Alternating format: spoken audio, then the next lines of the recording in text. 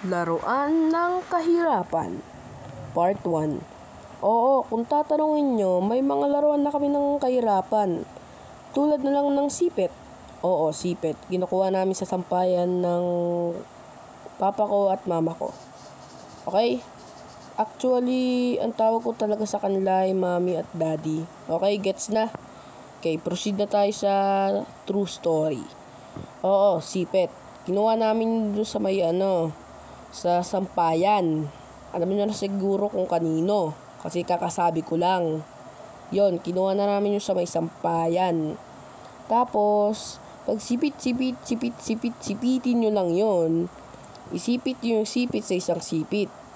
Tapos, yung isang sipit naman, isipit nyo rin sa isa. Basta, tuloy-tuloy nyo lang. Makakabuo kayo doon ng airplane, helicopter. Pero, mahirap bumuo ng LEC eh. Basta kung anong gusto nyo. Pwede ding robot, pwede ding tao, pwedeng hayop, pwedeng pusa, pwedeng truck, at kahit ano pang gusto nyo, magagawa nyo dun. Kahit nga bahay, kaya nun eh. Basta marami kayong sipit, mas maganda. Okay? Okay, bye-bye. Oo nga pala, hintayin nyo yung part 2. Mas maganda sa part 2 kaysa sa part 1. Okay? Kung ano lang ako, magbibigay lang ako ng clue sa part 2. Yung part 2, yun, yung experience ko sa laruan ng kahirapan. Part 2. Oo, yun. Okay, basta hintayin nyo na lang yung yung isang kwento ko dito sa laruan ng kahirapan. Marami pa tayong pwedeng itapik dito eh. Kayo ba? Anong laruan ng kahirapan nyo dati? Share nyo lang yan dyan sa baba. At baka yung comment nyo, may video ko na. Kaya, subscribe lang. Oo nga pala, huwag kayong mag-request sa akin ng huwag kayong mag-share sa akin ng mga kwento nyo kung di pa kayo nakasubscribe.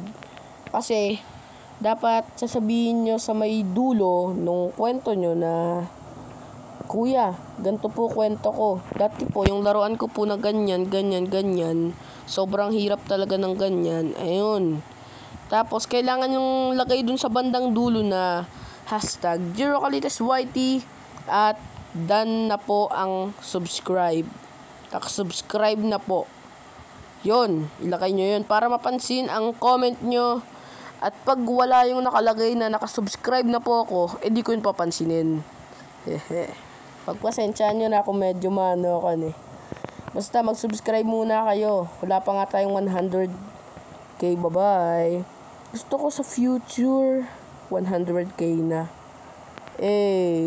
Pero dahil sa support ng binibigay nyo sa akin araw-araw, makakamit natin ng 100,000 subscribers. Okay, bye-bye. Tuloy-tuloy nyo lang suporta sa akin. Okay, bye-bye. Subscribe, like, and share. Okay, wag niyong kalimutang ilagay na nakasubscribe na po ako. Siyempre, hindi nyo lang ilalagay na nakasubscribe na ako. Kailangan nyong gawin. Mag-subscribe kayo. Hehe. Bye-bye.